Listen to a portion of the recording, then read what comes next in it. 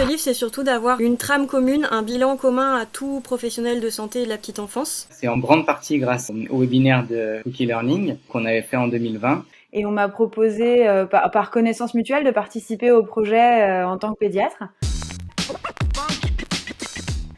On se connaissait déjà parce qu'on s'était rencontrés ou on avait échangé ensemble avec l'équipe d'association Bébé Plageau 56, Léna Kistrebert et Marion Foubert et Alexis Guéry. Mais les webinaires nous ont vraiment permis de travailler ensemble, d'échanger de manière plus approfondie sur le sujet. Et on s'est rendu compte qu'en fait, on avait vraiment cette idée-là commune d'écrire sur le sujet et d'écrire quelque chose de plutôt référencé, de plutôt scientifique. Dans la foulée des webinaires, on s'est dit, allez, on se lance. On avait toute l'équipe qui était là. Il y avait vraiment une émulation qui a été créée suite au webinaire Cookie. Et donc, on s'est dit, c'est le bon moment.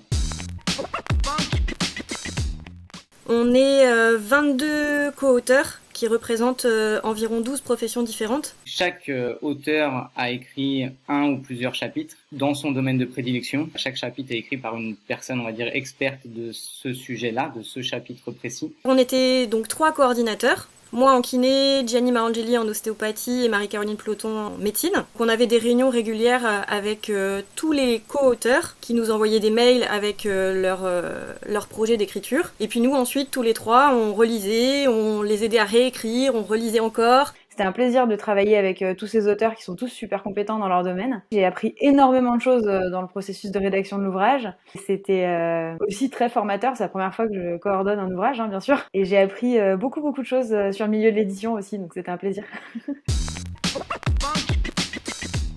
Il y a 3 parties, donc il y a déjà une préface et je remercie beaucoup les 2 préfaciers d'ailleurs que sont le professeur Hugues Patural et le docteur Ariane Cavalier. Et ensuite, donc on a 3 parties. On a la partie 1 où c'est en fait les bases fondamentales, les généralités concernant les déformations crâniennes positionnelles, donc très référencées et très appuyées sur la littérature. Ensuite, la partie 2 va concerner plutôt l'examen clinique, le diagnostic, comment se fait le diagnostic, qu'est-ce qu'on examine au niveau du crâne et je dirais surtout qu'est-ce qu'on examine au niveau de la motricité de l'enfant, les red flags aussi, ce qu'il faut écarter, donc l'examen neurologique. Et la partie 3, c'est la prise en charge. L'idée, c'est quand on lit ce livre, c'est de pouvoir avoir un bilan commun à toutes ces professions.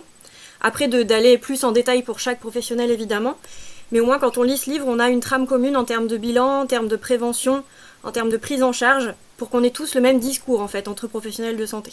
Il est apparu quand même qu'il y avait un manque de ce type d'ouvrage à l'issue de la sortie des recommandations de la HAS. Il y a beaucoup d'ouvrages d'opinion sur le sujet, mais finalement assez peu de choses vraiment basées sur les données établies de la science. Il y a quand même des données de recherche, même en ostéopathie, faut arrêter. Et du coup, il y avait beaucoup de choses à dire.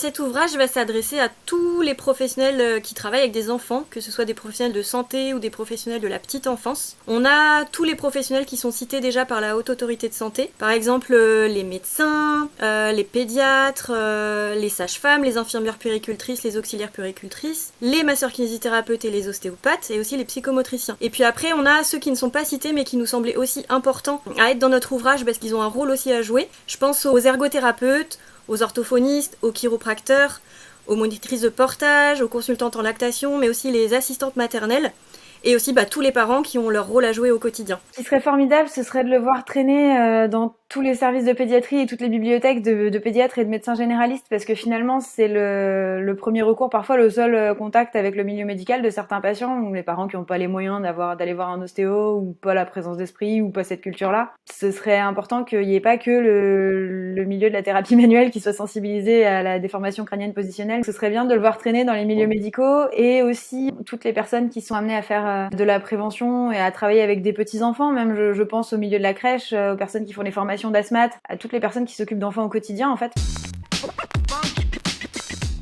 L'objectif, c'était vraiment de viser large. On voulait vraiment, à travers cet ouvrage, souligner l'importance et la nécessité du travail pluridisciplinaire, que chacun a un rôle à jouer, et notamment, on a vraiment axé sur la prévention. Enfin, les enjeux de prévention, moi je suis pédiatre de premier recours en milieu hospitalier, donc c'est quelque chose qui est mon quotidien. C'est un sujet qui me passionne, alors pas juste les déformations crâniennes positionnelles, mais tous ces sujets qui sont considérés comme pas très importants dans les livres de médecine, ou en fait qui sont des problèmes de vie quotidienne et pour lesquels les parents ont beaucoup de questions et qui sont souvent balayés par les les grands professeurs de médecine, un peu comme n'étant pas vraiment un sujet. Une des particularités aussi de notre ouvrage, c'est que toutes les recettes du livre vont être reversées aux 2 associations, Association Bébé Plagio 56 et Association Bébé Plagio 69. Ce sont 2 associations qui travaillent sur l'information et la prévention des déformations crâniennes positionnelles du nourrisson. On organise des conférences, on édite des plaquettes, des affiches pour les cabinets médicaux, les hôpitaux, les maternités. Et donc on a besoin de fonds pour pouvoir éditer ces plaquettes, ces affiches. Et aussi pour louer des salles, pour faire nos conférences, etc. Donc toutes les recettes du livre vont nous servir à ça, pour pouvoir informer et prévenir les professionnels de santé de la petite enfance et également les parents qui se poseraient des questions sur le sujet.